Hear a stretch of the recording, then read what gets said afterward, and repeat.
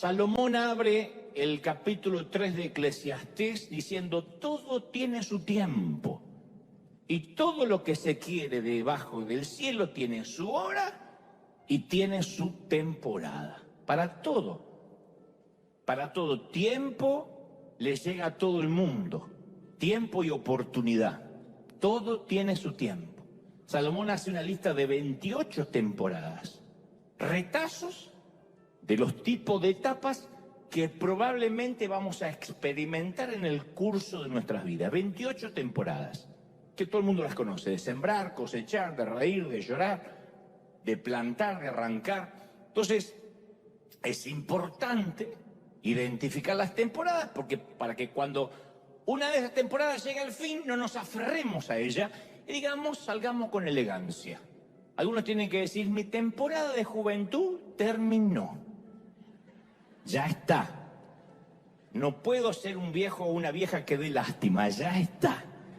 Tengo que entrar a la etapa de la madurez. ¿Viste cuando uno dice, pero este no quiere madurar? Y bueno, porque no sabe bajarse con elegancia de una temporada que ya está, ya pasó. Por eso vemos a gente de 50 haciendo TikTok, porque no entiende que terminó su temporada. A veces hay parejas que son absorbidas en el vórtice de una relación disfuncional. No son malas personas, pero no son el uno para el otro.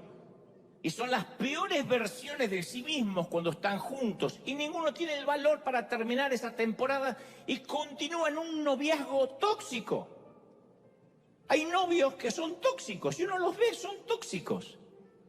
Una chica que antes era maravillosa, simpática, hablaba por todo el mundo, ahora está gris, apagada, porque él le prohíbe hablar con todo el mundo, porque es un súper celoso, y así es de novio. Te imaginas de casado, ¿qué va a hacer? Y ninguno de los dos tiene el valor para decir: no, hay que terminar, esta temporada tiene que terminar. No sé por qué me metí, pero tiene que terminar.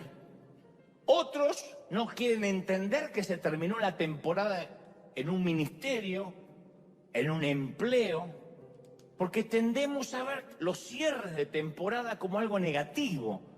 Y no siempre es así. Todo lo que empieza tiene que terminar en algún momento. A veces hasta es una parte inevitable del crecimiento. Mami, tu hijo se tiene que ir en algún momento.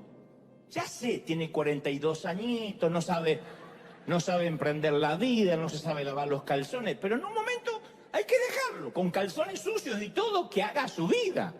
Es parte de la vida soltar. Tenemos que soltar. Los padres nos cuesta soltar, pero tenemos que soltar como nos soltaron a nosotros, ¿no? Ese es el cierre de una temporada maravillosa que terminó.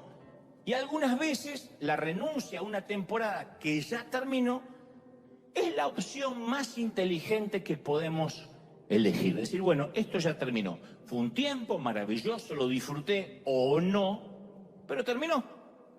Y la mayoría de las veces la renuncia no es la opción que el corazón prefiere elegir.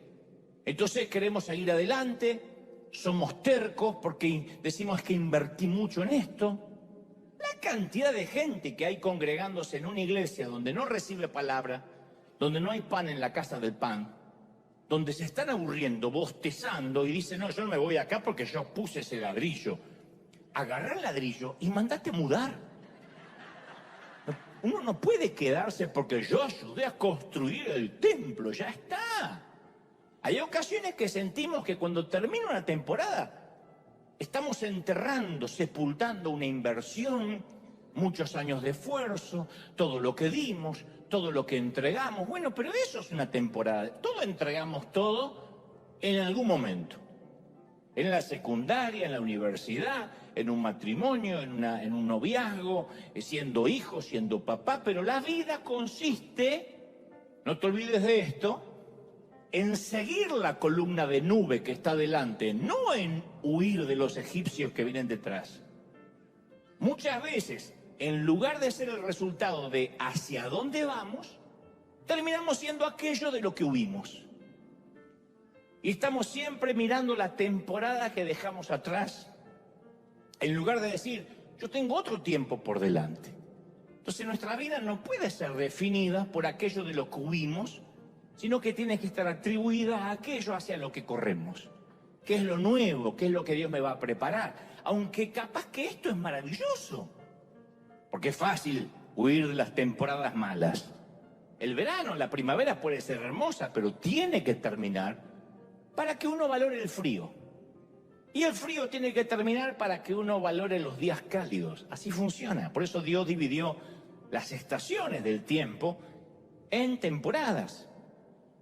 Durante los últimos casi 16 años en River, esta congregación y los que nos ven en línea han escuchado mucho de mis mensajes, pero yo sé, estoy consciente, siempre lo supe desde el primer día, que va a haber un día que va a ser un último servicio en el que tendré que expresar mis últimas palabras como vuestro pastor. Eso va a llegar.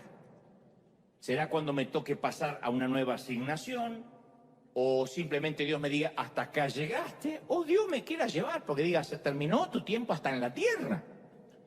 Entonces, aunque los mensajes queden registrados en una cápsula de tiempo y disponibles para quien quiera oírlos, que eso no lo teníamos hace, qué sé yo, 50 años atrás, yo estoy consciente que habrá una última vez en la que me pararé frente a ustedes como su pastor.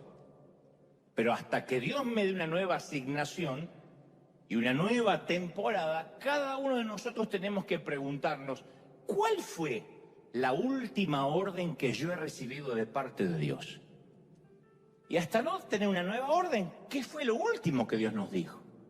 El Señor me pregunta a diario, ¿qué es lo último que yo te llamé a hacer? Esto, y eso es lo que estoy haciendo. ¿Cuál es la última orden que te asigné? Dice Dios. Y a veces decimos, Señor, dame tiempos nuevos, dame órdenes nuevas, dime a dónde tengo que ir ahora. Y Dios dice, ¿qué es lo último que te encargué? De manera que te voy a pedir la fidelidad por eso que te encargué. Hay una anécdota que dice que el general San Martín le dio órdenes a su cabo que no dejara pasar absolutamente nadie al polvorín del regimiento con botas erradas y espuelas, hasta que un día el propio San Martín quiso pasar al regimiento con las botas puestas. Y el cabo le dijo, lo siento, o se quita las botas o no lo puedo dejar entrar. Parece que era de River este. Son sus órdenes, señor. Y San Martín le dice, pero ¿está consciente que fui yo el que le dio esa orden? Por supuesto, señor. Cámbieme la última orden recibida y con todo gusto lo dejo pasar. Y a mí me gusta esa filosofía en todas las temporadas de nuestra vida. Me gusta ese axioma, ese tótem. Me gusta ese proverbio de permanezco donde estoy, obedeciendo la última orden asignada, hasta tanto me otorguen una nueva asignación. Eso es la vida, el poder del enfoque. Esto es lo que Dios me mandó a hacer. Ahora soy mamá. No puedo preocuparme por cuando voy a ser abuela. Ahora me toca ser papá. Ya veré más adelante lo que soy cuando me retire, cuando mis hijos me traigan nietos. Ahora me toca ser abuelo. No puedo estar pensando el día que me muera. Es la asignación que me toca hoy. Este es el trabajo, me toca ser empleado, me toca servir, me toca ser segundo, tercero, cuarto, último, primero. Pero tenemos una asignación. Entonces las circunstancias pueden cambiar, la geografía puede mutar, pero nosotros seguimos haciendo aquello para lo cual Dios nos llamó. Hasta ahí, ¿me siguen? ¿Hace sentido lo que trato de decir, sí o no? Sé cristiano por 3 o 4 años y vas a escuchar algún sermón de pensamiento positivo. Y nos aseguran que si uno practica el pensamiento o la confesión positiva, no van a empezar a pasar cosas positivas. Hasta los ateos dicen esto. Dicen, yo confieso que me va a ir bien, y creen que por eso les va a ir bien. Hay libros enteros acerca del pensamiento positivo. Lo malo es que la vida no siempre es positiva. A veces las cosas salen mal, muy mal, ¿o no? Tampoco me dicen amén, no me importa, yo sé que las cosas salen mal. Y si nuestra mente está conformada para ser inexorablemente positivo y que todo va a ser positivo, va a llegar el momento que vamos a estar viviendo en un mundo imaginario.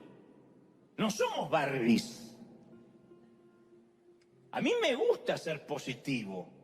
Me considero un tipo positivo, lo creo, pero hay algo que también creo, que si uno no tiene un punto de vista realista de la adversidad, de que a veces van a venir tsunamis, esa realidad no va a ser muy positiva y nos va a frustrar mucho cuando llegue. Uno tiene que decir, bueno, ahora toca el invierno.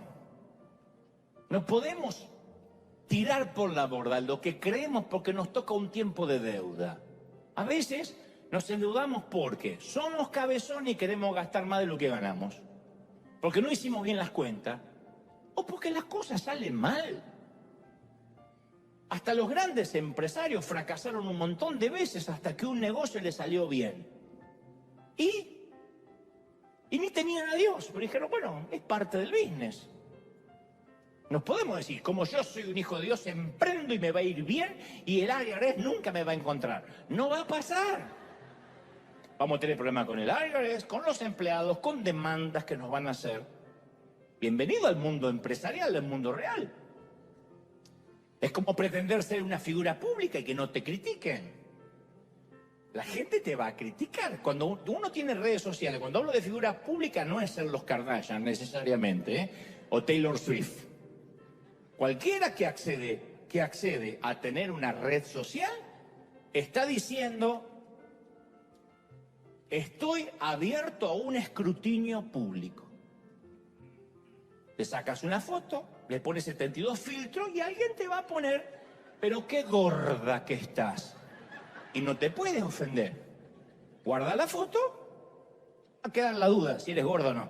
Pero cuando pones la foto no hay duda.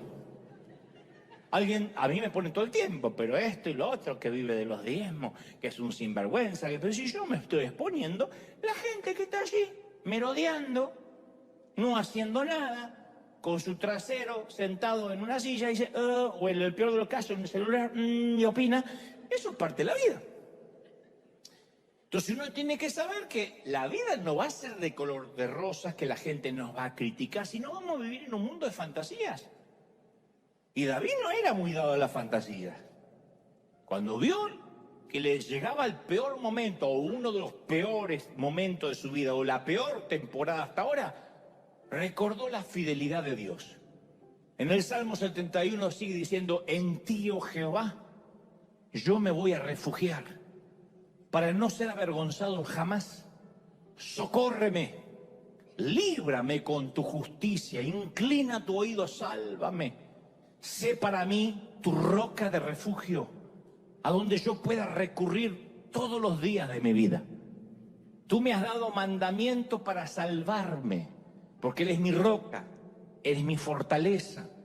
Entonces yo veo que cuando David enfrenta la prueba difícil, tiende a recordar quién es Dios. En este momento no puede ver quién es Dios, porque los hijos le quieren quitar el trono, lo quieren matar.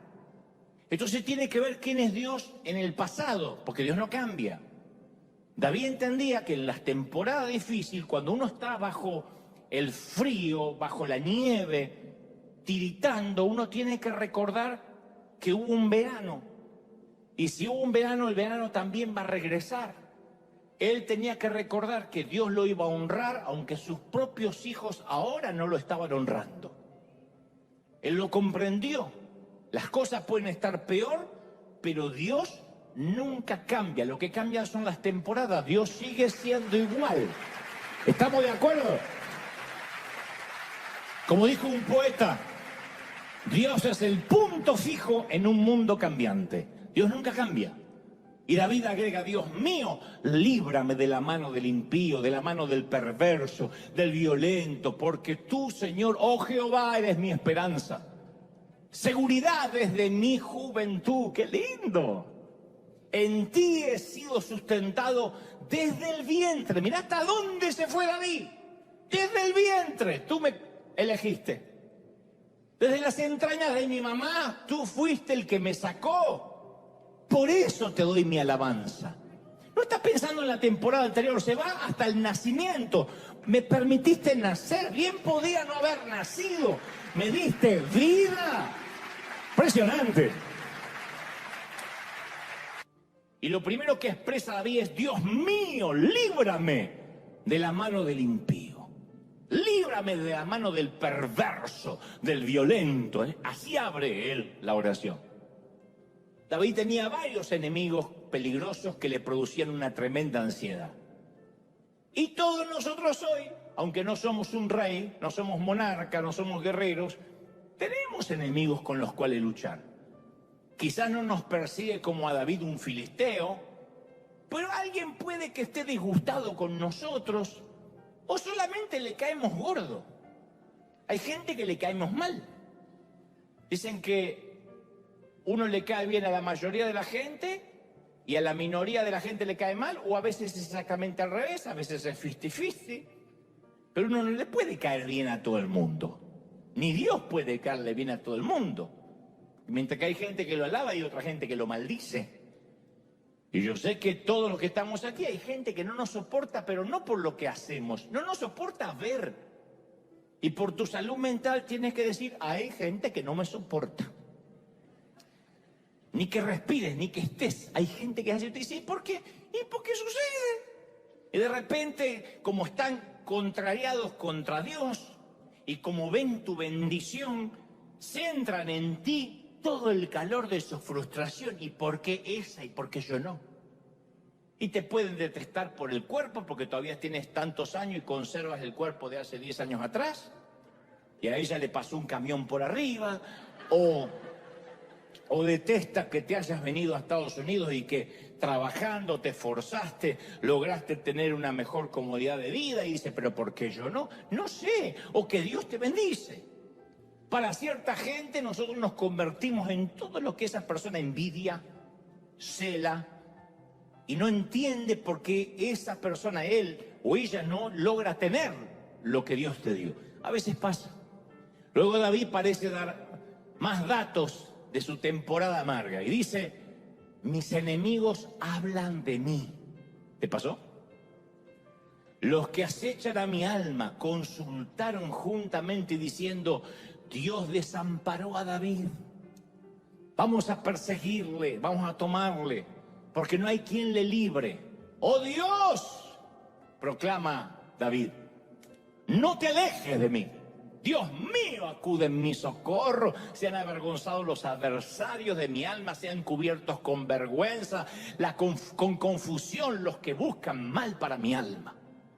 Entonces, yo noto en estas segundas palabras que algunos enemigos vienen de personas que no conocemos muchos, o sea, la adversidad viene de personas que no conocemos muchos. Pero otros no son enemigos en el sentido etimológico de la palabra. Las personas a veces más cercanas a nosotros también pueden herirnos. En esta temporada la coalición que causaba el problema de David no estaba integrada por filisteos, por gigantes u otra tribu ajena. Los enemigos de David eran personas de su círculo íntimo, de su propia familia. Entre ellos estaban sus amados hijos Absalón y Adonías. Además había otra hija que no le hablaba seguramente. Tenía muchos problemas familiares. Y estos dos hijos, Adonías y Absalón, trataron de usurpar el trono. Entonces a veces la herida más profunda la causa quien está más cerca.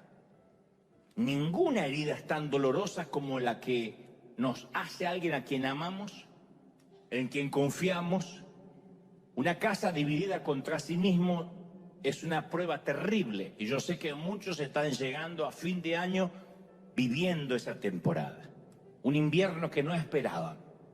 Llegar a casa y que no te hablen, o que te hablen mal, o hijos que se meten en la habitación y te ignoran todo el día, o estás con alguien que solo cruzas información y no puedes abrir tu corazón y estás viviendo un tiempo difícil, álgido, y dices, yo no sé por qué estoy viviendo esto. Bueno, David lo expresa en este tsunami que no sabemos si lo vio venir, pero menos lo sintió.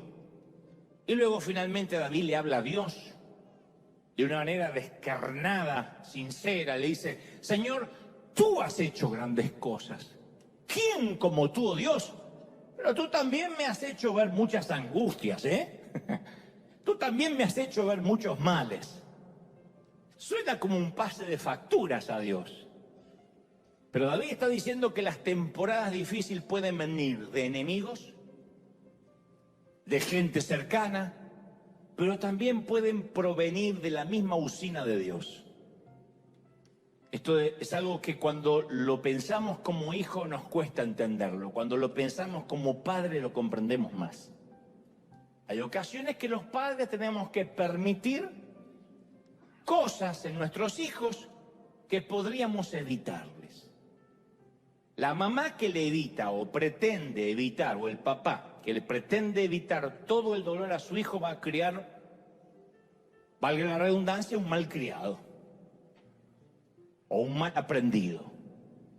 Va a crear un mocoso o una mocosa que cualquier frustración van a hacer un escándalo porque el papá y la mamá quisieron que nunca tengan ningún problema. Uno como papi trata de evitarles los problemas cuando son chiquitos. Hay un momento, como decía recién, que hay que dejarlos. Si bien daríamos lo que sea para evitarles cualquier tipo de dolor, si realmente los amamos, a veces tenemos que permitirles que se den sus propios golpes. Estoy hablando en términos metafóricos. Nadie me dice amén, igual yo sé que es la verdad. Tienen que golpearse solos. Yo no sería el hombre que soy si mis padres no me hubiesen soltado para que yo me golpeara solo. Yo siempre doy gracias que no fui un nene de mamá. Soy un afortunado por todo lo que Dios me permitió lograr gracias a que mi papá no corría cuando yo me lastimaba una rodilla. ¡Ay, hijo, te llevamos al hospital! Como los padres modernos de ahora, que se le atraviesa un gas y lo llevamos a la clínica a ver qué le pasa. En nuestros tiempos nos hicieron gente fuerte. Entonces hay golpes y temporadas difíciles que enseñan cosas. Y esas cosas que se aprenden a los golpes no las pueden enseñar las palabras más sabias de los padres. Yo sé que quisiéramos evitar dolor, pero no se puede. Algunas cosas no se aprenden ni con sermones paternos, ni con consejos maternos, sino a costa de dedos quemados y rodillas despellejadas. ¿O no? Si no, lo diríamos quema. Ok, nunca lo voy a probar. El nene va y prueba. Pero si nos pasa de adultos, basta que el camarero diga, señor, este plato está caliente. ¿Qué hacemos nosotros? A ver, ¡uy, sí! Dijo que estaba caliente. Pero así son los chiquitos. Le decimos y hasta que no lo prueban. Entonces David dice, tú me has hecho ver muchos males. Me tuviste que enseñar a los golpes. Y como digo siempre, Dios permite ciertos trancazos dentro de un ambiente divinamente controlado. No es que Dios da la vuelta y te dice que te golpees. Él está mirando, observando. En las temporadas difíciles, Él está mirando nuestros trancazos porque es un ambiente controlado. Dios sabe que hay temporadas en que sus hijos van a salir más maduros, vamos a salir más maduros, más sabios, pero tenemos que atravesarlo. El Salmo 71:7 continúa diciendo, como prodigio, dice David, como ejemplo, yo he sido a muchos y tú eres mi refugio fuerte. Yo digo, ¿de qué hablaba David cuando se refería a esta temporada, a este tsunami? David era una figura pública. Sabía que todo el mundo estaba observando lo que él hacía. Los líderes cristianos sabemos mucho de esto, aún los que preservamos bajo 7 llaves la vida privada. Yo siempre digo, la vida privada es privada.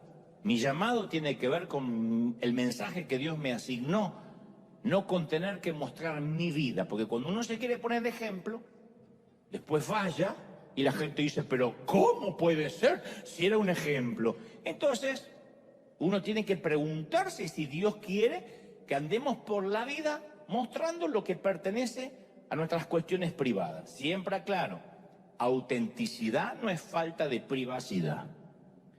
Nadie tiene que usar las redes sociales necesariamente para mostrar cómo va al baño y si está duro de vientre.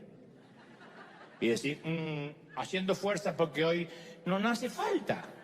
Es que soy auténtico. No, estás abriendo una puerta que te va a costar horrores cerrar.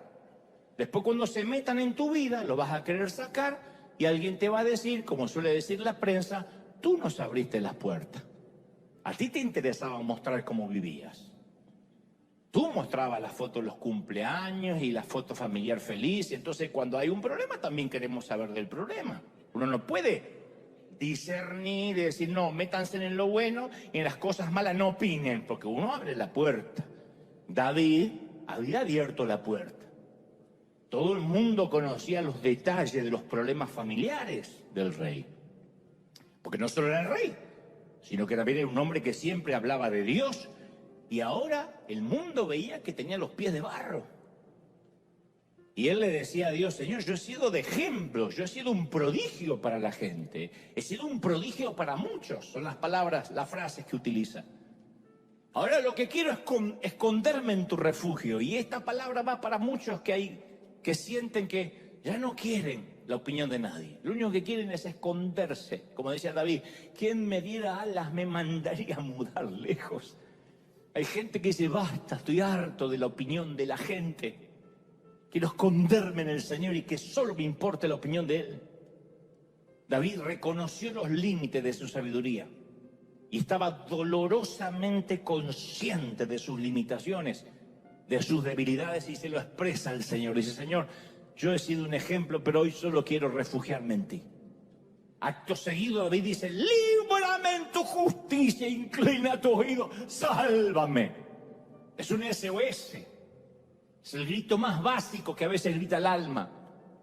Señor, quiero salir. Y yo dirijo este mensaje a los que a esta altura del año, acá y en casa, están diciendo, para el mundo, Señor, que me quiero bajar. No aguanto más. No aguanto más. Estoy a la fiesta, estoy llegando así, reptando. No, creo que ni caminando llego a las fiestas. No puedo más. Este año ha sido duro. ¿Cómo nos encantaría despertarnos una mañana y encontrar que milagrosamente Dios arregló todo? Que vamos al banco y aparecieron $100.000 de la nada. Alguien que se equivocó. Llamas al banco, ¿se equivocaron? Sí, pero no sabemos quién. Úselo, señor. Vamos a la cocina, le dices a tu esposa y tu mamá, no se fue, no vuelve más. ¿Pero por qué? No sé, sintió de Dios de alejarse, se va a ir a un monasterio. Y dijo que no vuelve hasta que muera. Pero no pasa eso. Uno quiere las cosas, la primavera eterna, ¿no? ¿Qué hace David en el momento de desesperación? Retrocede los recuerdos y revisa las muestras de sabiduría sobre Dios que había aprendido todo el tiempo. Entonces Dios le había demostrado fidelidad, le había demostrado lealtad a lo largo de toda su vida. David se había enfrentado a un gigante, se había enfrentado a un rey celoso con mente asesina, había enfrentado las legiones de retadoras naciones y de alguna manera Israel había sobrevivido, había prosperado. En todas estas cosas Dios había sido fiel con David y con Sión. El Señor lo había sacado adelante. Y lo que era verdad para David es verdad para nosotros hoy. Yo en mi caso puedo mirar hacia atrás y decir, a ver, si paso un momento difícil puedo decir que Señor, tú has bendecido cada día de mi vida, desde que era un niño creciendo en una pequeña iglesia legalista. Tú has satisfecho los anhelos más profundos de mi alma, me has guardado a través de cada crisis. Me has bendecido con dones, me has dado talentos. Desde mis 7 años me alimentaron, Señor, con tu palabra. Me permitiste crecer a los pies de grandes hombres tuyos. Me libraste del caos de mi tormentosa adolescencia. Me soportaste, no me aplastaste como una cucaracha cuando me lo merecía. Me vigilaste a través de la escuela secundaria, en mis años de torpe rebeldía, en las temporadas de debilidad. Me sostuviste a lo largo de las primeras etapas del ministerio, cuando todo el mundo me criticaba sin piedad, cuando pude haber tirado la toalla, abandonar todo, abandonar tu obra, Señor. Cuando recuerdo los años pasados, desde el vientre de mi madre, y cómo transformaste en ese chico tímido a un hombre de fe, yo puedo decir, tu fidelidad es grande. Entonces yo te pregunto, ¿y cuanto a ti? No podrías escribir un salmo hoy, ahora. En cuanto a ti, si tuvieras que escribir un salmo ahora, improvisar 3 o 4 o 5 cosas que te vengan a la mente que hablen de la gracia de Dios. Señor, me trajiste a este país, me tocó nacer aquí. Nunca me faltó la comida, me permitiste servir, me permitiste vivir en la época de Messi. Yo te doy ideas. ¿Cuál es tu testimonio en cuanto al favor y la gracia de Dios? Aún si caminaste con el Señor unas semanas, apenas, porque eres nuevito, ya Dios fue fiel y bueno contigo, ya. Y la fidelidad, de Dios es un recordatorio de cuánto nos ama Él y que Él no perdió nunca el interés en nosotros, nunca. Él no va a cambiar y lo que ha estado haciendo por la eternidad fielmente no lo va a cambiar ahora. Pero las temporadas difíciles extraen de nosotros nuestra mejor versión, siempre. Y nos prepara para lo que viene, siempre. Primera de Pedro 1:7 dice, para que sometida a prueba vuestra fe, mucho más preciosa que el oro fino, el cual, aunque perecedero, aunque desechable, se prueba con fuego, sea hallada en alabanza, gloria y honra cuando sea manifestado Jesucristo. Él habla de las pruebas, no dice, esto es algo atípico. Y Pedro se une a David al afirmar que el fuego templa el acero de nuestro carácter. Sí, el salmista dijo en el Salmo 119:67, antes que yo fuera humillado, andaba descarriado. Pero ahora que fui humillado, guardo tu palabra. Bueno me es haber sido humillado, para que aprenda tus mandamientos. ¿Quién da gracias por ser humillado? Damos gracias porque nos creemos humildes, que es diferente. Pero fui humillado y entonces ahora agradezco tus estatutos. Entonces las pruebas nos hacen caminar por el sendero recto, mientras que el que nunca es probado se termina descarriando, dice el salmista. Y Santiago quiere que escuchemos el mismo mensaje y dice, hermanos míos, tened por sumo gozos, estate muy alegre, celebra, haz un buen reventón, una buena parranda, cuando te halles en diversas pruebas. Ahí no hay amén, ¿viste? Sabiendo que la prueba produce paciencia. Santiago 1:2. Aquel que dice, Señor, dame paciencia con mis hijos. Ok, marche, un paquete de prueba. Pues la paciencia no viene de otra manera. Cuidado con pedir paciencia. A veces no sabes lo que estás pidiendo. Ay, Señor, dame paciencia. Y no es que Dios te manda un gotero con paciencia. Te manda más rebeldía a tu hijo. Pero, Señor, te pedí paciencia. Bueno, por eso está peor tu hijo, para que tengas paciencia, para que la ejercites. Y Pedro dice que las temporadas difíciles no van a ser eternas, perennes, para siempre.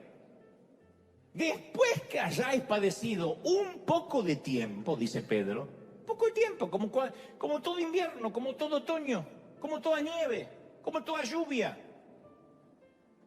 Él mismo te perfeccione, afirme, fortalezca y establezca, dice Primera de Pedro 5:10. Después que haya pasado un tiempo de prueba.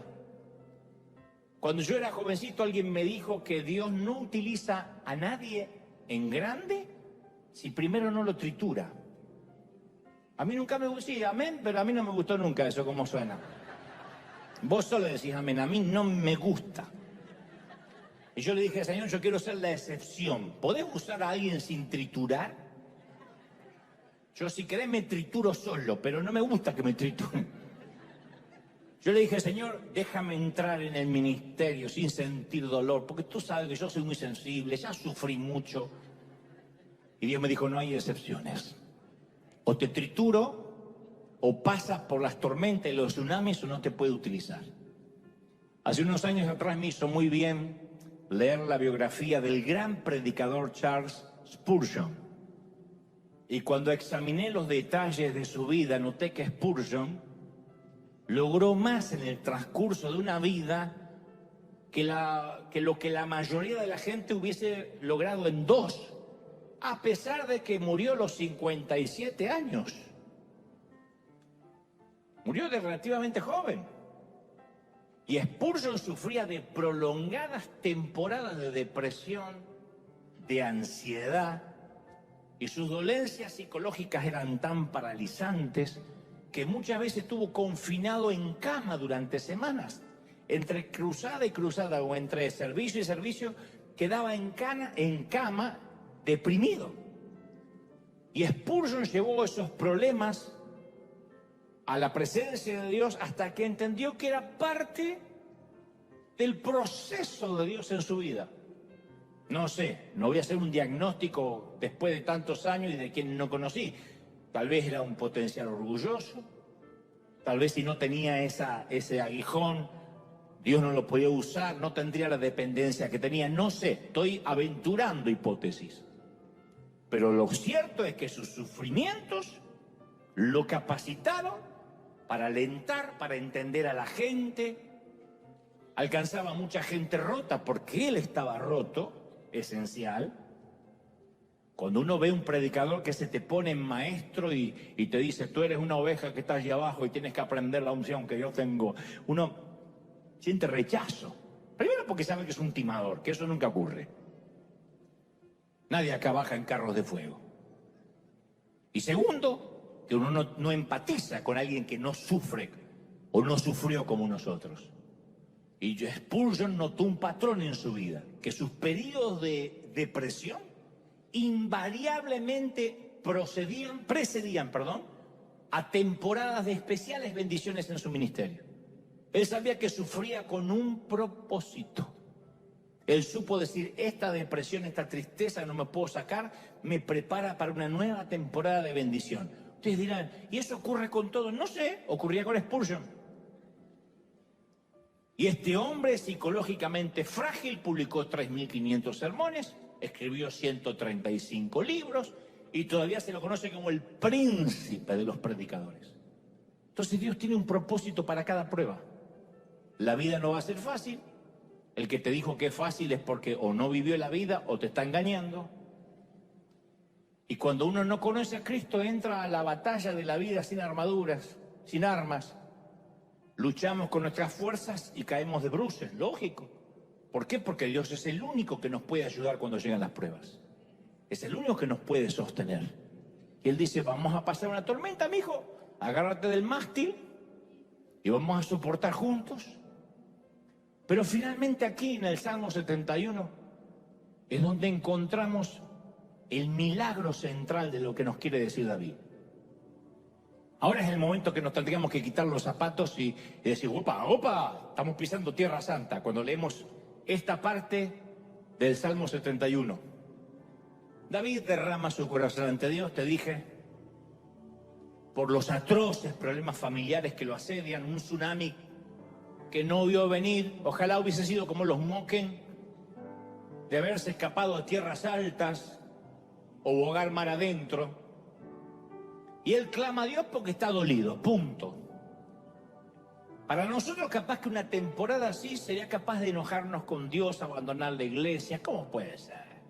Yo diezmo, siembro, voy a la iglesia y mi hijo cayó en las drogas, o dejó embarazada a alguien, o mi hija se embarazó, o no me hablan, o sé que se metió en la delincuencia. Algo similar a lo que vive David. 2 tipos, tiene 2 hijos, ya van 2, que lo odian, lo quieren matar, van a por su vida y a por el trono.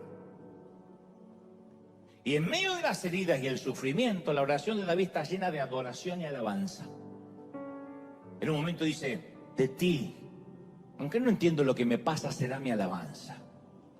Sea llena mi boca de alabanza, dice David. Luego dice, mas yo voy a esperar siempre y mientras te alabaré más y más. Siguen los problemas, los hijos están peor, pero dice, mi boca publicará tu justicia y los hechos de tu salvación todo el día, aunque tenga que acordarme cómo fuiste de bendición en el pasado. y yo te alabaré con instrumento de salterio, te tocaré el arpa, cantaré a ti con el arpa. Oh Dios santo de Israel, mis labios se alegrarán cuando cante a ti, mi alma la cual redimiste. Mi lengua hablará de tu justicia todo el día, porque yo los voy a ver avergonzados a los que vienen contra mí, serán confundidos los que mi mal procuraban. Esto es lo que distingue, que te decía al inicio del mensaje, al cristiano verdadero, no el no tener problemas. Esto es lo que hace que un cristiano que en una familia destrozada, junto a los escombros de una vida arruinada por las deudas, ante la trágica pérdida de un ser querido en el cementerio, una voz quebrada por las lágrimas se eleva hacia el cielo con adoración. En las crueldades obscenas de un campo de prisioneros, en una nación totalitaria donde encarcelan a la gente de Dios, en una vida sin salud, sin promesa de recuperarse, en la que la muerte es la única certidumbre, de alguna manera contra viento y marea, el cristiano canta en la oscuridad. Canta. Eso es lo que David hacía, cantaba bajo la prueba. El Salmo 71 primero expresa lo que siente porque lo siente y después canta bajo la prueba. No antes de entrar en la prueba, no al salir de la prueba, durante ella. Canta. Se suponía que tenía que implorar favores, pero él decía, solo quiero darte adoración. Él decía, solo he venido para darte adoración. Solo he venido para darte adoración. No he venido a pedirte un favor. Con todos los problemas decía, solo he venido para darte adoración. Prueba en casa también. Solo he venido para darte adoración. Solo he venido para darte adoración. No he venido a pedirte un favor, solo he venido para darte adoración. Y la adoración es el acto de magnificar a Dios, de engrandecer nuestra visión de Él. Él ya es grande. Su tamaño no cambia, pero sí nuestra percepción. Conforme más nos acercamos, más le adoramos, más grande parece. Y ya que tenemos grandes preocupaciones, grandes preguntas, grandes crisis, entonces necesitamos también una noción grande de Dios, ¿no? A un gran resfrío, a una gran gripa, un gran medicamento, un gran antibiótico. Bueno, a los problemas grandes de la vida hay que tener una noción grande de Dios. Es el mismo Dios que nos da una canción en la noche cuando parece que no hay nada que merezca cantarse. Salmo 30:11 dice, convertiste mi lamento en danza, me quitaste la ropa de luto y me vestiste de fiesta. Fíjate vos qué dicotomía, de estar todo como una viuda triste a estar con bandolero, para que te cante, dice, para que te glorifique y no me quede callado, no me quede callada. Y Pablo añade, anímense unos a otros con salmos, himnos, canciones espirituales. Canten salmos y canciones, dice el apóstol, con gratitud hacia Dios en sus corazones. Y algunos de los momentos más tiernos tienen la marca de una canción, ¿o no? Hasta en un funeral de quien amamos, los cristianos cantamos porque consiste en decir lo bueno, que es Dios, a pesar de que no entendemos por qué hoy estamos arrojando un puñado de tierra sobre el ataúd. Adorar es como apretar la tecla refresh en la computadora. Nos restaura el gozo de la salvación, nos calibra el espíritu, nos renueva la mente. Una de las formas más puras de adorar es cuando uno no tiene ganas, ni motivos para hacerlo. Porque eso demuestra que nuestra adoración no depende de las circunstancias. Que uno es adorador. Uno es adorador. Hay acá mexicanos, salvadoreños, colombianos, dominicanos. Yo soy argentino, aunque la Argentina tenga buenos o malos gobiernos. Gane el mundial o no lo gane, que por cierto lo gana mucho, pero si no lo ganara, sigue siendo argentino. Cuando tenía 15 años, yo pasé una prueba muy difícil, quizá el momento de mayor soledad que recuerde de mi niñez. Me había cortado 2 dedos de la mano derecha en la carpintería de mi padre y pasé 2 noches internado sin que nadie quisiera quedarse conmigo a cuidarme. Te dirán, tenías 15 años. Sí, pues yo era un nene, yo me sentía solo, era un niño. Nunca me había quedado solo, nunca había dormido fuera de casa. Y mis padres dijeron, nosotros no vamos a dormir en una silla ahí, no hay lugar cómodo para nosotros, se pueden dar una muda. Puedo hablar de mis padres porque ya no están, se los aguanta Dios ahora los 2. Y yo tenía mucho miedo de perder la mano. Y con mi mano colgada en un arnés y lleno de lágrimas recuerdo que comencé a cantar. Decía, vine a adorar a Dios. Canta con la manito así. Vine a adorar a Dios, vine a adorar su nombre, vine a adorar a Dios. Bueno, métanse en la clínica y acompáñenme. Vine a adorar a Dios. Vine a adorar a Dios. Vine a adorar su nombre. Vine a adorar a Dios. Víctor Frank, el sobreviviente del Holocausto judío, escribió acerca de las experiencias en el campo de concentración nazi. Y él dijo, a los prisioneros se les arrancaba todo, la ropa, las fotos, el nombre, y le daban un número. Hay algo que no podían quitarle. A un hombre se le puede quitar todo, menos una cosa. La última de las libertades humanas es escoger su actitud ante las circunstancias, ante las pruebas. Entonces la decisión más importante que vamos a tomar para el nuevo año es escoger nuestra actitud. Yo no te voy a timar y prometer que el invierno tuyo se va a ir pronto. Pero sí te voy a enseñar que la adoración es la mente dominando la materia. La adoración cambia la atmósfera espiritual. Y el propósito de algo maravilloso que no entendemos. Como te decía, yo no sé cuándo Dios va a cambiar mi asignación y tampoco sé si lo va a hacer. Pero hasta tanto Dios me dé una nueva orden, yo me apropio de las palabras del mismo David con las cuales termina el magnífico Salmo 71. Bueno, casi lo termina, 71, 18.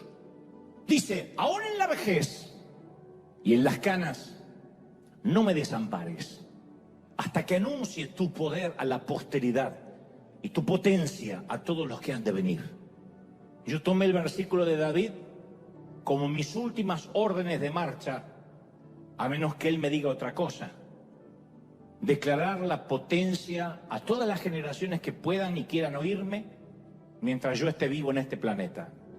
Quiero adorar su nombre, quiero proclamar su poder no solo a esta generación, sino a los nietos. Quiero cantar bajo la prueba y enseñar a cantar a quien me quiera escuchar. Y quiero dejar esto grabado en la cápsula de tiempo, junto con otros miles de mensajes para cuando yo ya no esté aquí. Porque yo me habré ido, pero la palabra continuará viva. Y yo seguiré adorando a Dios, solo que del otro lado del sol. Mientras tanto, mientras que estemos de este lado del sol, te invito a cantar junto conmigo bajo la prueba. Juntos. Vamos a celebrar al Rey de Reyes, al Señor de Señores.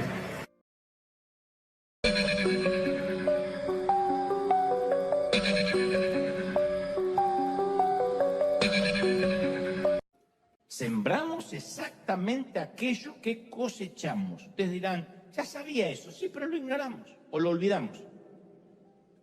Se cosecha lo que se siembra, es una certeza matemática de la agricultura y de la vida espiritual y de la vida física.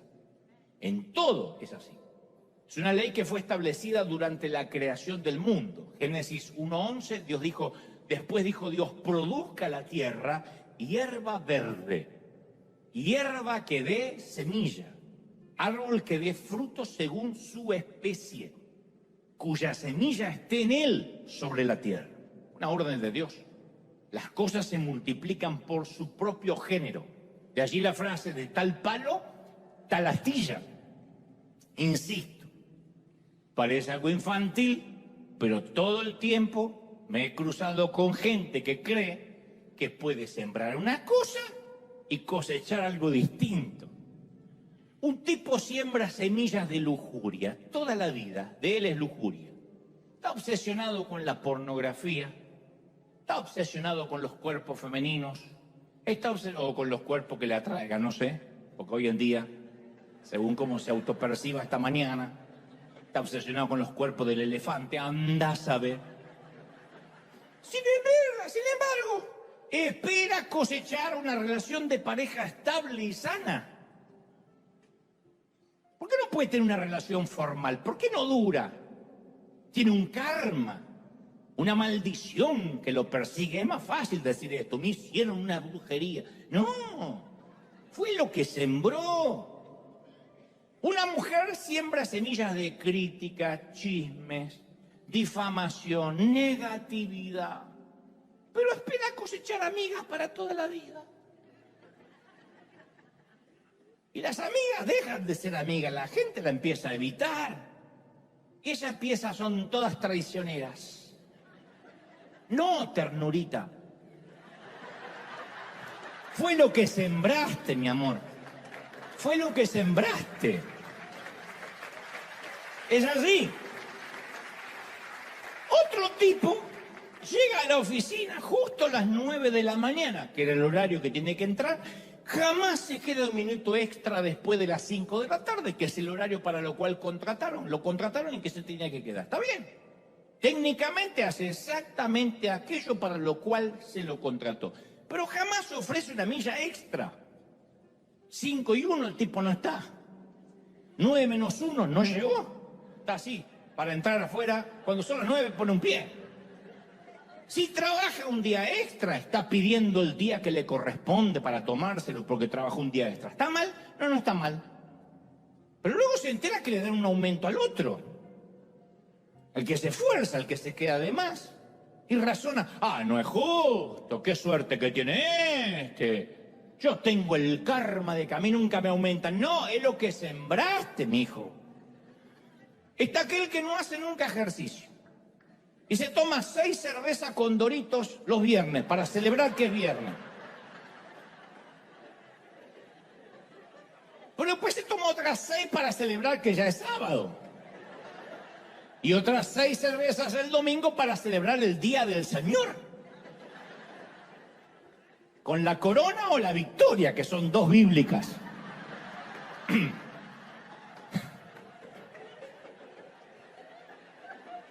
Claro, ¿cómo termina? Con la panza de Homero Simpson a los 40 y cirrosis a los 50. Dios lo está castigando por algo que hizo cuando era niño. Pastor, hágame sanidad interior, porque ahí trae una maldición de niño. No, Señor, es tu cosecha, te lo hiciste tú mismo. Ni Dios ni el pobre diablo tuvieron que ver en esto. Pues nosotros tenemos la costumbre, el sesgo de decir el diablo me trajo esta enfermedad maligna. No, fueron las coronas. O las coronitas. Que son de chiquito, pero son igual. Entonces, si no te gusta lo que recoges, cambia lo que siembras. Si no te gusta la cosecha, cambia la semilla. Nos olvidamos de esto los cristianos. Los hábitos de hoy están profetizando nuestro futuro. Están profetizando. Yo puedo ver gente decirle, te vas a morir en 15 años. Dios se lo dijo. No. Tu manera de comer. Tu vida a grito dice cuando te vas a morir. Tener la lápida acá, mijo. No hace falta ni ser profeta. La vida que estamos viviendo ahora mismo está dándole forma a la vida que vamos a vivir mañana. Entonces, tenemos buenas intenciones, pero las intenciones no cosechan nada, lo hablamos. Nadie cosecha algo con intenciones, como aquel esposo que le dice a la mujer, tengo ganas, mi amor, de llevarte de vacaciones a Italia como el año pasado. Y ella dice, si el año pasado no me llevaste a Italia. Sí, pero también tenía ganas. Las ganas no cosechan. Entonces, si seguimos sembrando la misma semilla, vamos a seguir cosechando el mismo fruto. No se puede esperar lo mismo, esperar resultados diferentes haciendo lo mismo. Sembrando la misma semilla, esperando cosechar algo diferente. No va a pasar. Y Dios no tiene nada que ver. Dios no se mete en lo que uno siembra. El diablo no se mete. Yo sé que esto le produce urticaria a un montón de evangélicos, pero el diablo no tiene nada que ver con lo que uno siembra. El diablo no tiene que trabajar de diablo. Dice, este se mata solo, así que déjalo.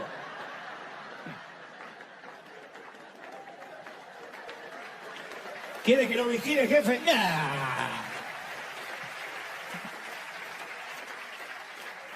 El diablito le dice, ¿de verdad, jefe, no quiere que lo vigile, que lo tiente? ¡No! Este se termina solo. No desperdicemos, no echemos a perder un demonio en esto. Y sembrar tiene que ver con dos principios fundamentales. Pequeño y constante. Pequeño y constante. Zacarías 4:10 dice, no menosprecies los pequeños comienzos. Dios se alegra cuando el trabajo comienza. El problema con las cosas pequeñas es que son fáciles de hacer, pero también son fáciles de no hacer, porque son pequeñas. Es como los quehaceres de la casa, dicen, bueno, después lo hago. Y las cosas pequeñas son las últimas de la lista que nunca se hacen. Mi papá tenía esa costumbre, decía, hice un arreglo provisorio. Ya sabíamos que iba a ser para toda la vida. Provisorio era para toda la vida. Entonces había una puerta atada con alambre, una cerradura pegada con poxibol, y ahí quedaba, pero provisorio, después lo cambio. Y las cosas pequeñas son fáciles de hacer y son fáciles de no hacer, porque nunca parecen significativas. Pero nuestra vida se va esculpiendo o cincelando conforme a las cosas pequeñas, no con las cosas grandes.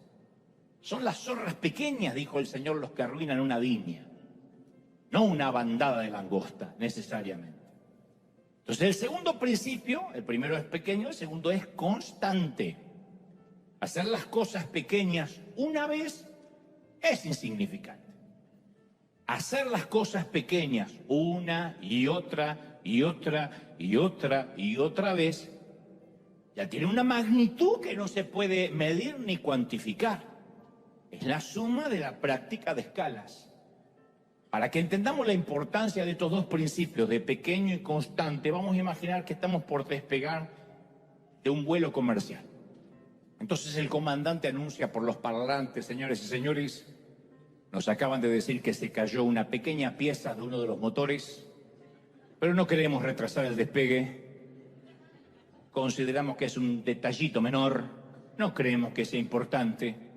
Por otra parte, siempre hacemos un mantenimiento constante y rutinario, pero como no nos dio el tiempo, confiamos en que todo va a estar bien durante el vuelo. Disfruten de su vuelo. Gracias por volar con Viva Aerobús.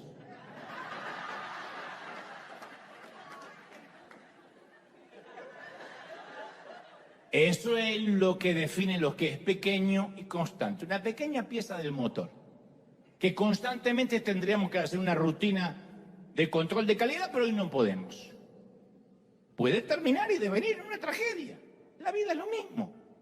Entonces, lograr una buena cosecha es el resultado de innumerables siembras pequeñas hechas de manera constante. La vida se construye un ladrillo a la vez. Un ladrillo a la vez. ¿Cómo se reconstruye una familia? Un ladrillo a la vez. ¿Cómo se sale de un duelo cuando alguien parte a la eternidad a un ser querido? Un ladrillo a la vez. Todo eso que hemos escuchado, las fases del duelo, la negación, la negociación, la aceptación, etcétera. Todo eso es parte de hacer un ladrillo a la vez. La constancia a largo plazo, 10.000 horas de práctica, no queda otra.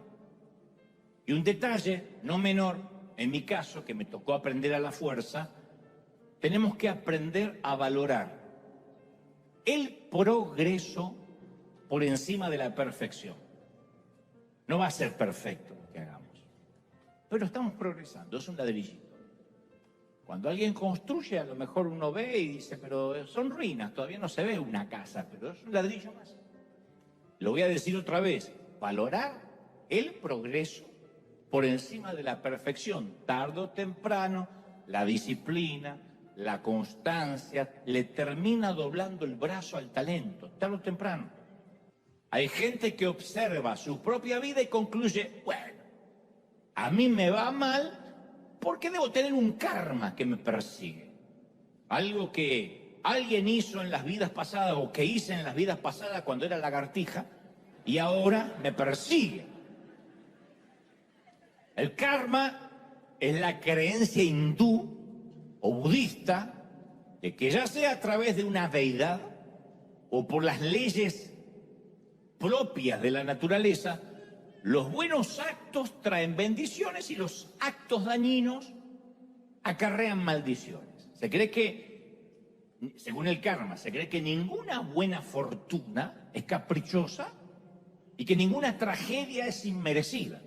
Es por eso que se ha hecho viral aquella frase, el karma viene sin menú, te servirán lo que mereces, no puedes elegir. Vas a comer lo que mereces. Obviamente la Biblia no habla de reencarnación, nosotros no nos reencarnamos. Si alguien tenía la esperanza de reencarnarse en un perro o una suegra dice, me gustaría ser serpiente, no vale repetir. No, un saludo muy especial, es un chiste, no se enojen, es un chiste, es un chiste. La Biblia no creemos en la reencarnación, ¿no? Pero la Biblia sí menciona algo similar al karma, no en el mismo sentido que lo hace el misticismo oriental. Nos habla la Biblia de una ley espiritual que también viene sin menú, que no se puede elegir, que de alguna manera nos dice, comerás lo que cosechaste. Y esa ley creada por Dios tiene que ver con algo que nuestro pianista polaco sabía. El Señor dijo en Lucas 6:37, no juzguen y no se les va a juzgar. No condenen y no se te va a condenar. ¿Cómo nos olvidamos de esto, No condenes y no se te va a condenar. Bueno, no, yo no condeno, yo nada más conté el chisme para estar orando. No juzgues y no se te va a juzgar. Perdona y se te perdonará. Den y se os dará. Se les echará en el regazo una medida llena, apretada, sacudida, desbordante. Cuando habla de sacudida, dice pasada por el tamiz. O sea que ni siquiera va a haber residuos en lo que tú recibas. Va a ser nutrientes puros, comida pura, cosecha de la mejor calidad. Porque con la medida que midas a otros, se te medirá. Esa es la ley de la reciprocidad. Entonces, a lo largo de toda la Biblia se nos habla que aún las acciones que parecen pequeñas, tarde o temprano traerán una cosecha, como yo decía recién, aunque sea pequeña. Fuimos a darle de comer a alguien o no pudimos, pero pusimos una semilla, una ofrenda para que se le dé un plato de comida a alguien. Algunos decimos, no, eso no trae salvación y eso no está en debate, yo no hablaré de salvación. Cuando vemos a una persona que nunca para de cosechar y parece que siempre le va bien, es por la sencilla razón de que esa persona siembra constantemente lo que otros siembran en ocasiones, o lo que es aún peor, lo que algunos no siembran nunca.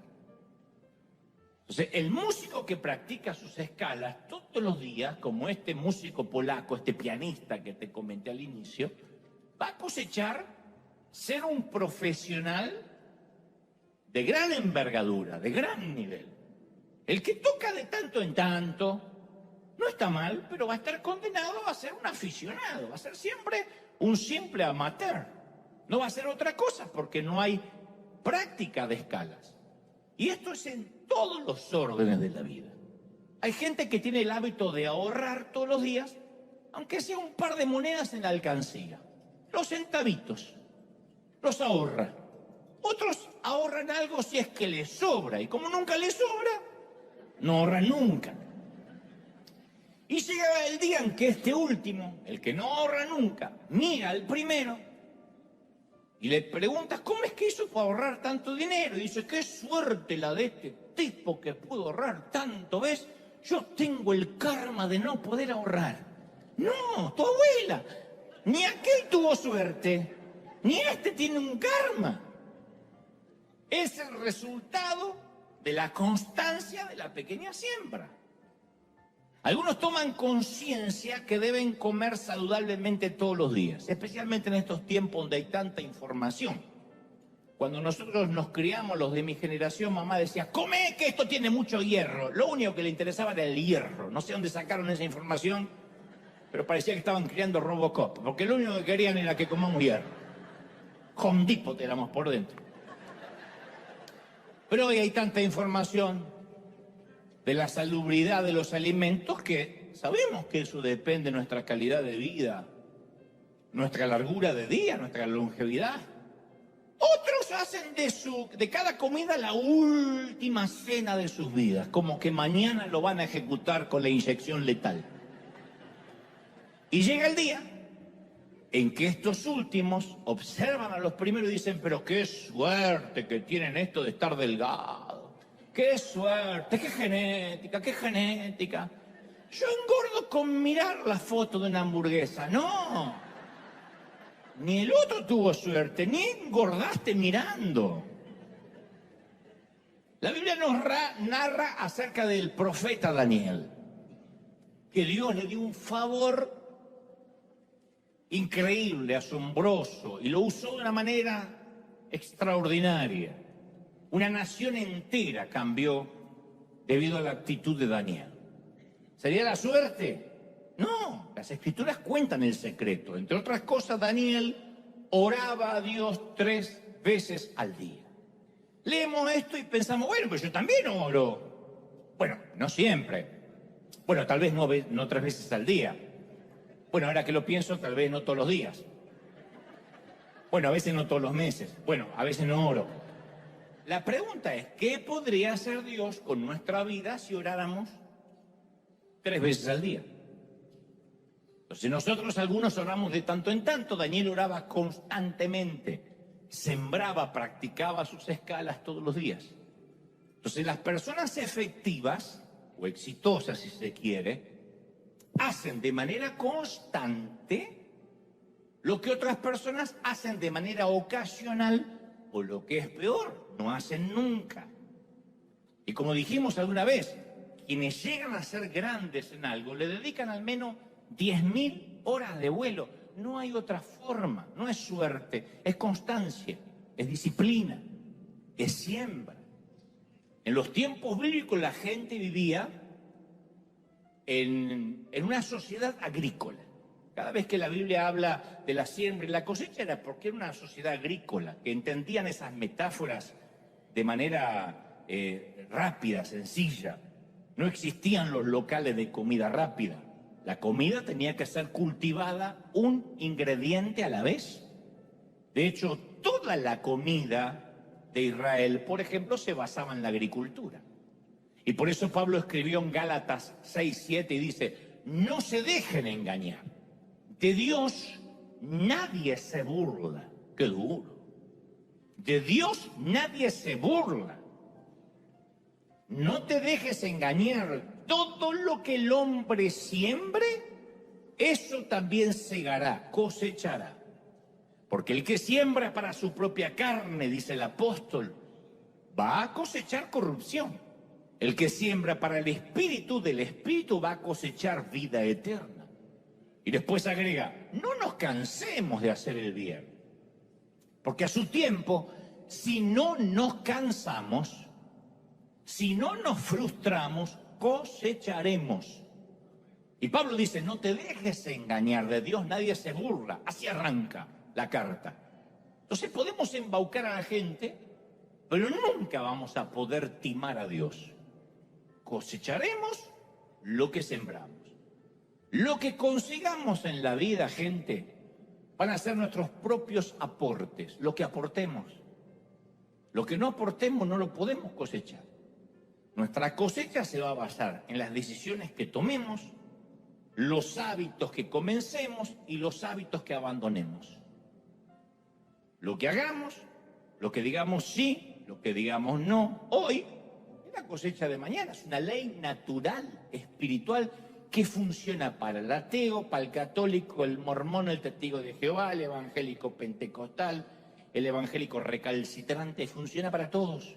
Es como la ley de la gravedad. La ley de la gravedad es una ley de la naturaleza. No importa si estás de acuerdo o no con la ley de la gravedad. No tiene que gustarnos la ley de gravedad. No tenemos que creer en la ley de gravedad.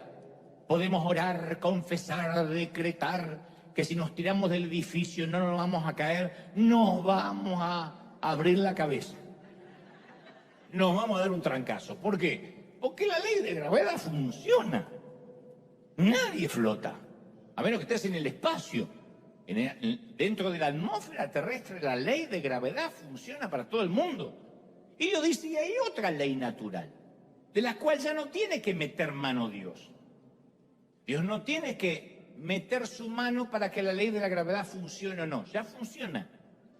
Y hay otra ley que ya no tiene que volver a meter mano, porque también la decretó, que es la siembra y la cosecha. Y este es el primer secreto de la siembra, que aunque parezca infantil, básico, mucha gente lo ignora. Si sembramos semilla de manzana, ¿qué vamos a obtener? Manzanas, sí. Si sembramos semilla de naranja, no seamos torpes, no esperemos manzanas. No va a pasar. No sembremos maíz si queremos higos. Y no sembremos higos si queremos maíz. Porque si uno siembra higo y quiere maíz o espera maíz, sería una estupidez atómica. No estoy diciendo que uno deja de ser hijo por no sembrar. Somos hijos de Dios. Eso no está en debate y por lo que Cristo hizo en la cruz. Punto. Acá no hay discriminación. Después Dios dice, yo no te estoy hablando de salvación, sino de recompensas. Un día Dios nos va a recompensar por nuestras buenas obras en el cielo. Dice la Biblia que allá va a haber lágrimas en un momento en el cielo. Siempre me pregunté por qué habría lágrimas en un lugar de tanto regocijo, y las lágrimas van a ser por las cosas que no hicimos, por la vida que pudimos haber tenido. El Señor nos va a mostrar las oportunidades que perdimos. Él dice que las va a enjugar, las va a secar. Para que el Señor enjugue toda lágrima significa de que va a haber al menos un momento de lágrimas. No obstante, va a haber recompensas. La Biblia está lleno de versículos que dicen que muchos serán recompensados. No habla de salvación, algunos más salvos que otros, sino que algunos tendrán su recompensa conforme se han sembrado. Pero también es cierto que hay una recompensa mientras que estemos de este lado del sol. A eso se le llama cosecha. Jesús lo dejó en claro cuando dijo: de cierto digo que no hay nadie que no haya dejado casa, hermanos, hermana, padre, madre, mujer, hijos o tierras por causa de mí y del Evangelio, y que no reciba 100 más ahora, en este tiempo, casas, hermanos, hermanas, madres, hijos y tierras, aunque con persecuciones y con el siglo venidero y allá en la eternidad. Pero él dice: las recompensas son ahora y allá. Entonces Dios siempre, como todo padre, recompensa nuestra buena administración, ya sea cómo administramos el tiempo, las relaciones, cómo cuantificamos los talentos, cómo los multiplicamos, cómo administramos el dinero. Lucas 19:17 dice: bien hecho, buen siervo, por cuanto en lo poco has sido fiel, tendrás autoridad sobre 10 ciudades. Dios nunca nos va a dar más dinero si ni siquiera podemos ser fieles en lo que ya nos dio. Eso forma parte independientemente de la salvación de nuestra mayordomía. Si una persona no puede manejar $100 a la semana, ¿por qué Dios le va a dar 1000 a la semana? Si no puede administrar 100, no le va a dar 1000. Piensen como papás, piensen como mamá. Le das a tu hijo $50 y le dura un estornudo. ¿De verdad le vas a dar 500? Entonces Dios está interesado en construir su reino. Por eso Él le confía el dinero a personas que demuestran ser buenos administradores. Nunca vamos a ver que Dios bendiga jamás a un administrador irresponsable. Nunca, nunca. En la parábola de los talentos, ¿por qué el jefe tomó el talento del mal administrador y se la dio al que ya tenía 10? Le dijo: siervo inútil. Le tomó el que tenía y se lo dio al que tenía 10. ¿Se acuerdan la parábola de los talentos? Un tipo que la enterró y el otro que la multiplicó. Bueno, le tomó el talento al que la había enterrado y se la dio al que ya tenía 10. ¿Por qué haría eso Jesús? Porque a Jesús le encanta recompensar la buena administración. Es un concepto sencillo. La persona, la iglesia, la compañía que sabe administrar y sabe dar, cada día va a tener más. Es así. Le guste a quien le guste, Dios no tiene mentalidad comunista. No dice: le voy a sacar al que más tiene para repartirle con los que no trabajaron ni administraron bien, porque se lo merecen, porque pobrecitos los persigue el karma. Dios no es ni Maduro, ni Daniel Ortega, ni Fidel Castro. Dios es un Dios que le da al que administra bien, a aquellos que son merecedores de su confianza. La fidelidad en lo poco hace que se nos confíe más. ¿Es así o no? Suena raro, pero es así. Sé fiel en lo poco y sobre mucho te pondré.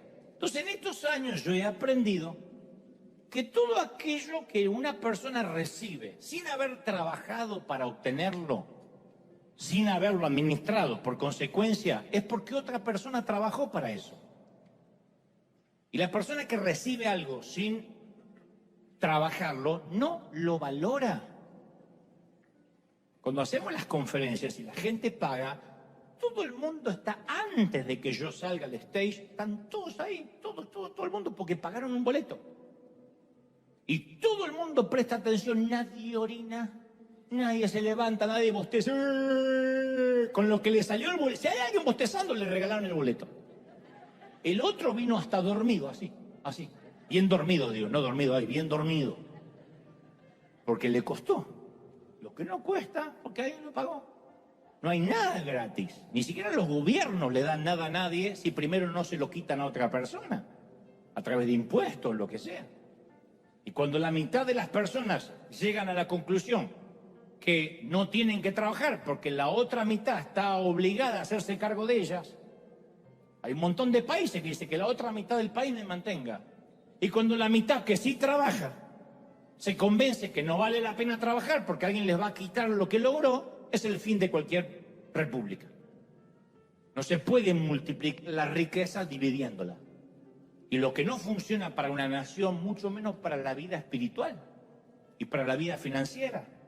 Entonces, así como existen cristianos que dicen, heme aquí, Señor, envíalo a Él.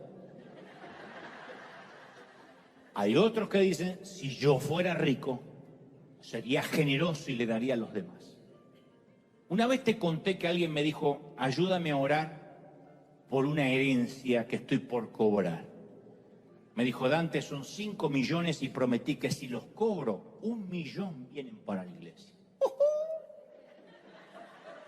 ¿Qué le hace pensar que le va a dar a Dios el 20% de un dinero que todavía no tiene si no está dando el 10% de lo que tiene ahora? Es porque piensa, aunque dé 1, todavía me quedan 4. Me va a sobrar.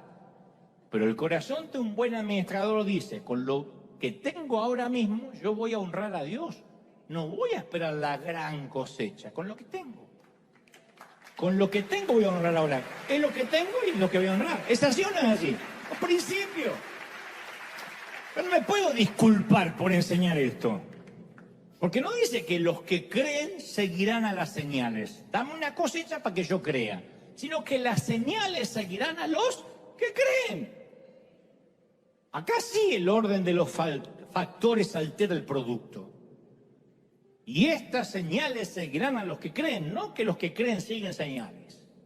Dame una señal si es que tengo que dar. No va a haber señales porque no hay cosecha sin siembra.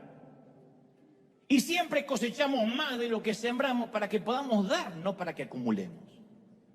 Yo hace poco estaba reunido con un querido amigo que además es un importante hombre de negocios. Bueno, tuvimos una plática, una charla, y me dijo, ¿te puedo confesar algo? Cuando yo ganaba poco, a mí me era fácil darle al Señor, diezmar, ofrendar. Porque yo ganaba, por ejemplo, 100 y le daba 10 al Señor. Después empecé a ganar más. Entonces de 500 tenía que poner 50 para Dios. Pero si ahora estoy ganando mucho dinero, y me es difícil poner el 10% porque es una suma grande. Y yo le dije, eso tiene solución. Vamos a orar para que Dios vuelva a reducir tus ingresos a los 100. Para que puedas honrarlo con tu semilla y que no pierdas la alegría de dar. No, sí, vamos a orar, vamos a orar. No, vamos a orar, mijo. Para que Dios te reduzca. Para que vuelvas a dar esos 10 con alegría. Entonces el Señor dijo en Lucas 16:11, si en las riquezas injustas no fuiste fieles, ¿quién te va a confiar lo verdadero? Si no fuiste fiel con las riquezas injustas, si no fuiste buen administrador con el dinero que podías palpar, con tu trabajo, con tu tiempo, ofreciendo la milla extra, llegando más temprano de lo que se te pide, independientemente que tu jefe sea un explotador. Uno no puede ser buena o mala persona según la gente que nos rodea. Uno da de lo que tiene. Uno es lo que es. Si no, siempre la culpa la tiene el otro, el karma. Y acuérdense, no culpes a la playa, no culpes a la lluvia, será que no lo amas. Es así. Entonces, cuando uno da, cuando uno bendice, cuando uno siembra, cosecha independientemente de la tierra.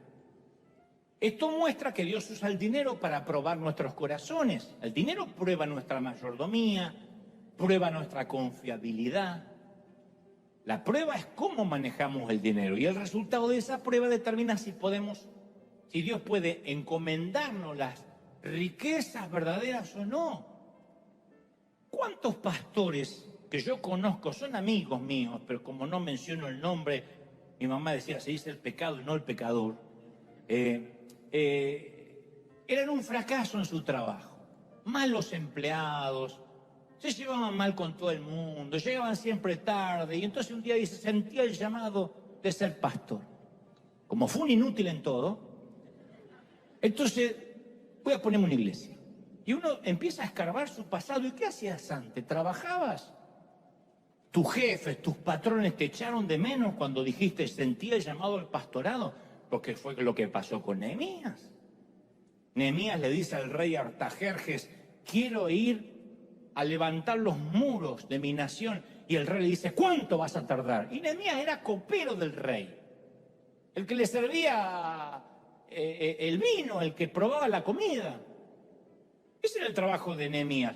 Caramba, que lo hacía tan bien que el rey le dice, ¿cuánto tiempo vas a tardar? No lo dijo, por fin se me va este parásito de encima. Gloria a Dios que Dios lo llamó. O la indigestión le hizo creer que sí. No. Entonces, cada vez que Dios llama a alguien, tiene que dejar redes repletas de peces. Dios nunca llama a gente desocupada. Y cuando alguien que estaba desocupado se pone a servir a Dios, tiene el final cantado. ¿Cómo va a cosechar algo que no sembró? Nunca trabajó y le va a enseñar a la gente a trabajar.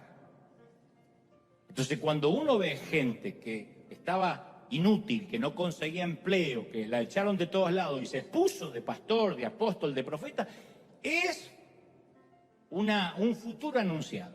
Es así. No estoy criticando, pero así funciona. Si no fuiste bueno en lo poco, Dios llama a David, que era el único hijo de Isaí que estaba trabajando. Dios nunca llamó a alguien que estaba desocupado, que estaba así. Sígueme. Bueno, igual no tenía nada para hacer. Dios no funciona así. Todos tuvieron que dejar algo. Entonces, Dios conoce dónde está nuestro corazón, porque ve dónde está nuestro tesoro. Y si decimos, no, mi corazón está en el reino de Dios, bueno, nuestra chequera va a comprobar o va a desmentir esa afirmación. Segunda de Corintios 9:6 dice, el que siembra escasamente va a cosechar escasamente. El que siembra generosamente, generosamente segará. Esto nos deja claro que nunca más podemos decir, aquel es un favorito, aquel Dios sí lo usa, yo tengo el karma, aquel está bendecido, yo estoy orinado. No podemos decir más. El que siembra escasamente, cosecha escasamente. No hay misterio, es simple, sencillo, es casi matemática. En 2 de Corintios 9:10 Pablo afirma, y el que da semilla al que siembra y pan al que come, Dios da semilla al que siembra y pan al que come. Y va a proveer y multiplicar vuestra sementera y va a aumentar los frutos de justicia para que seáis ricos por todo y para toda generosidad. Él dice, Dios da semillas, ¿a quién? Al que siembra. Nunca dice, da semilla al que guarda. Da semilla a los que esparcen. A veces me escriben, para ustedes, para la gente de River es fácil dar porque tienen mucho. Y mi respuesta es fácil porque tenemos mucho o tenemos mucho porque hemos dado. Porque nadie de nosotros nació y el partero dijo, le nació un hijo que da mucho. ¿Quién nació acá dando? Todos fuimos bebés dependientes. Y un día empezamos a dar. Para ustedes es fácil, pero ¿por qué es fácil? ¿No será fácil? ¿Por qué? Porque estamos en otro país. ¿Cuánta gente que vive en la miserabilidad en este país? Como si la riqueza y la pobreza tuvieran frontera. Entonces a veces estamos entendiendo las cosas al revés. Si alguien tiene mucho dinero es porque es un dador. Dios le está dando semillas al sembrador. Dios no le suple la semilla al que la guarda, al que la conserva. Dios da semilla al sembrador. Él da semilla al que siembra, dijo Pablo. ¿Estamos sí o no? ¿Cómo se entiende que Dios da semilla al que siembra? ¿Qué es una semilla? Que contiene un montón de granos. ¿Y a quién se la da? Al que siembra. Y también agrega, y Él da semilla al que siembra y pan al que come. O sea que Él permite que tomemos alguna de las semillas que nos ha dado y que las comamos. Pero quiere que sembremos el resto, que supla nuestras necesidades y sembremos el resto. Entonces la buena administración y la ley de la siembra y la cosecha está entretejida a través de toda la Biblia. El principio de la buena mayordomía hasta aparece en Cantar de los Cantares 1:6. Allí la mujer sulamita dice, me obligaron a cuidar las viñas y descuidé mi propia viña. Y esto describe a muchos creyentes. Podemos estar tan ocupados en cuidar las viñas ajenas, metiéndonos en sus asuntos, tratando de ser policías de la santidad ajena, decirles cómo tienen que vivir sus vidas, que no nos ocupamos de nuestras propias viñas. No podemos ayudar a otros si no cuidamos lo que Dios nos ha dado. Y si no somos buenos mayordomos, esto va a limitar nuestra habilidad para ayudar al resto de la gente. Algunas veces nos disgustamos con Dios porque creemos Dios no me está ayudando financieramente. Pero tenemos que reconocer que Dios no es responsable por las deudas que Él no inició. Yo escuché muchos testimonios y mientras dormía Dios fue y borró la deuda con el IRS y se incendió todo el edificio del IRS y gloria a Dios y murieron los inspectores dentro, gloria al Señor. Es un recurso muy torpe, para no decir imbécil. No, estoy orando que el gerente del banco apriete la tecla equivocada y se borre todo lo que debo del mortgage. No va a pasar. Nosotros somos responsables por nuestras finanzas. Nosotros somos los administradores de nuestra vida, nuestro dinero, nuestro tiempo, nuestras energías, nuestra forma de comer. ¿Sí o no? Entonces, la mayoría de nuestras preocupaciones, la angustia, la ansiedad de nuestras vidas son causadas por no ejercer una buena administración. Pero fíjense, nota todo lo que estuvimos hablando sobre el primer ítem, de que uno no puede sembrar manzana y esperar naranja. Ustedes dirán, pero eso ya lo sabía, y hay gente que lo ignora. Pretende sembrar algo malo y cosechar algo bueno. Y así como ignoramos eso, también ignoramos el segundo principio. Se cosecha luego y fundamentalmente luego de sembrar, no antes. Los agricultores saben esto, que no se recoge hasta que se sembró y que se cosecha después de la siembra. Y sabe también el agricultor que si siembra en una temporada, en una estación, se cosecha en la otra estación. No es la misma. Y a veces solemos olvidarnos de esto en cuanto a la vida y por eso nos desanimamos. Por eso concluimos que las pequeñas decisiones no terminan importando y ya las dejamos de hacer. Por eso sentimos tantas veces la tentación de renunciar.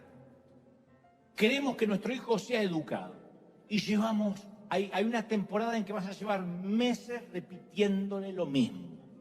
Y parece que no le entra en la cabeza, no le entra. ¿Cuántas veces te dije arregla tu cuarto? ¿Cuántas veces te dije cámbiate el calzón? Y cuando te digo cámbiate no lo significa lo des vuelta, cámbiate por otro.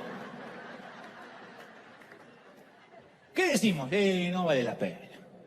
El niño me vino fallado. Salió el padre. ¿Qué va a hacer?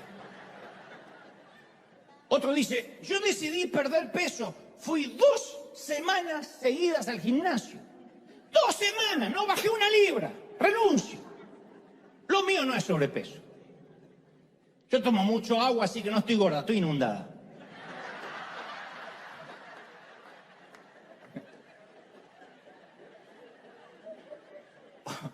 Otro dice, dije que en enero iba a leer la Biblia todos los días. Llevo 4 días leyendo y no entiendo nada.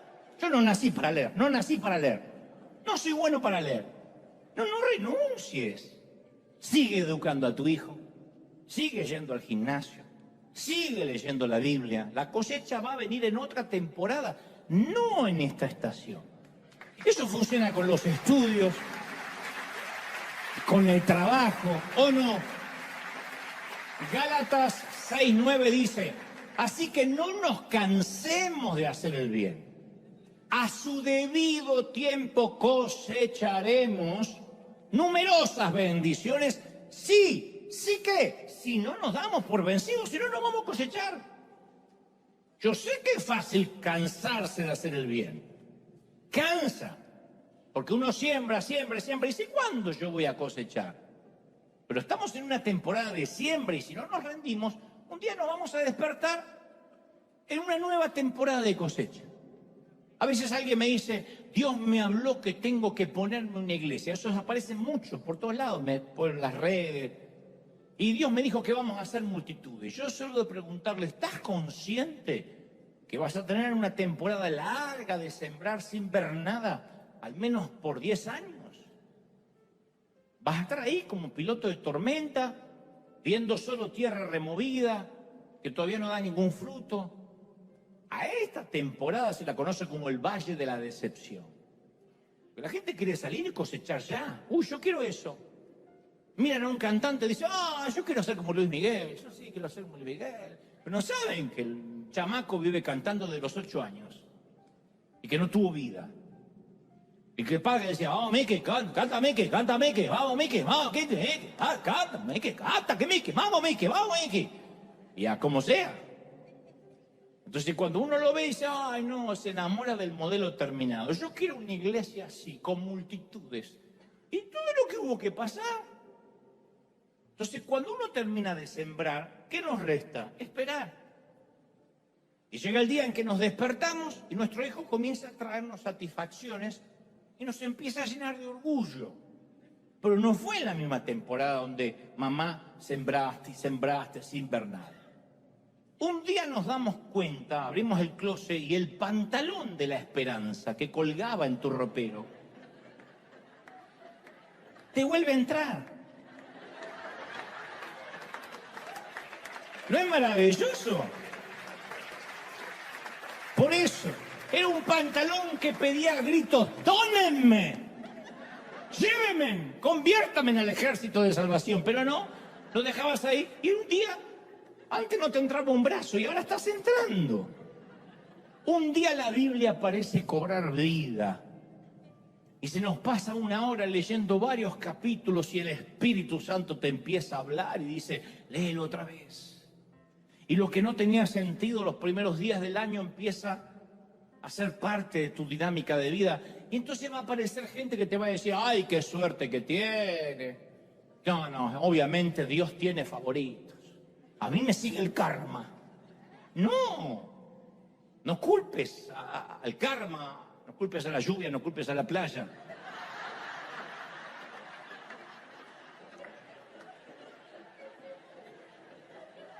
¿Será que no lo amas? No culpes. La constancia en la siembra hizo toda la diferencia. La constancia. Un ladrillo a la vez, no queda otra. Un ladrillo a la vez. Pero la gente no nos ve levantarnos temprano. Orar. Leer con disciplina hasta que uno cruza la frontera y aparece el deleite. No nos vieron decir no cuando todos decían que sí. Ay, qué bueno ser médico, aquel es médico por revisar 3, 4, aquel que es dentista saca 4 muelas, gana en un día lo que yo tengo que romperme el lomo para 2 meses. Pero el tipo, las veces que tuvo que decir que no cuando estudiaba, no a las parrandas, no a las fiestas, no a los sábados por la noche, se quemó la pestaña estudiando. Y tuvo que decir no, mientras que otros dicen sí a todo.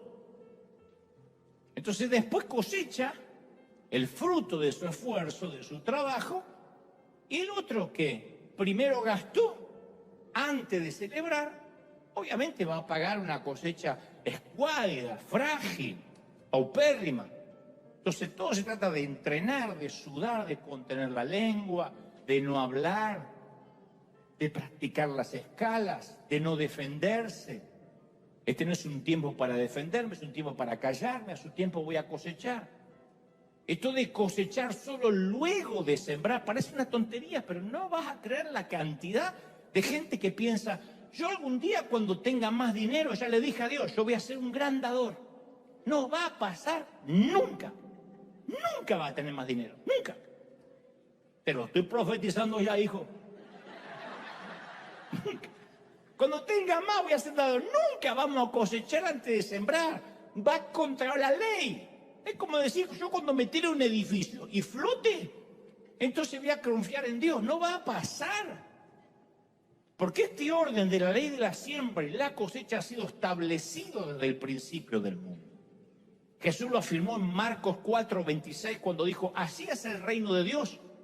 Cuando un hombre echa una semilla en la tierra, duerma, vele, de noche, de día, la semilla va a brotar y va a crecer sin que él sepa cómo, porque de por sí lleva fruto la tierra.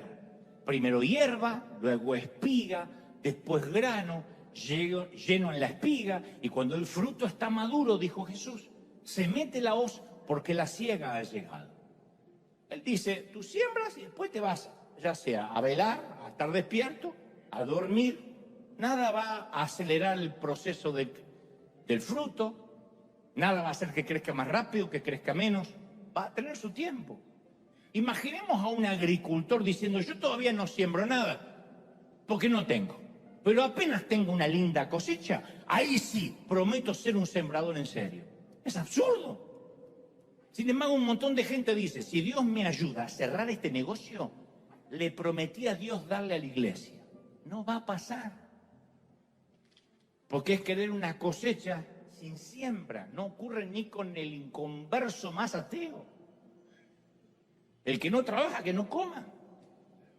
El tercer secreto de la siembra es que no solo cosechamos proporcionalmente a aquello que sembramos, sino que siempre cosechamos más. Otra cosa que parece infantil. Esto se debe a que uno siembra una semilla y cosecha mucho más porque tenemos la obligación de seguir sembrando. Así funciona la agricultura. Si plantamos un grano de trigo, producirá un tallo con 3 espigas o cabezas de trigo. Y una espiga puede contener de 15 a 35 granos. Así que un grano de mazorca produce unos 100 granos. Si sembramos esos granos, producirán 10.000 granos. Y así potencialmente. Esa es la esencia del Salmo 126:5. Los que sembraron con lágrimas, con regocijo segarán. ¿De dónde viene el regocijo? De que sembré 3, 4 semillas, que era todo lo que tenía, y tengo miles de frutos para cosechar. Irá andando y llorando el que lleva la preciosa semilla, pero al volver vendrá con alegría trayendo sus gavillas. Significa, vas a sembrar a veces lo poco que tienes y va a ser tanta la cosecha. O sea, al principio el incremento de la cosecha va a ser tan poderoso que aun si estabas llorando cuando esparciste tu pequeña bolsita de semillas, las lágrimas se van a convertir en gozo cuando comienzas a recolectar la cosecha, porque Dios no es deudor de nadie y todo lo multiplica. ¿Estás de acuerdo, sí o no?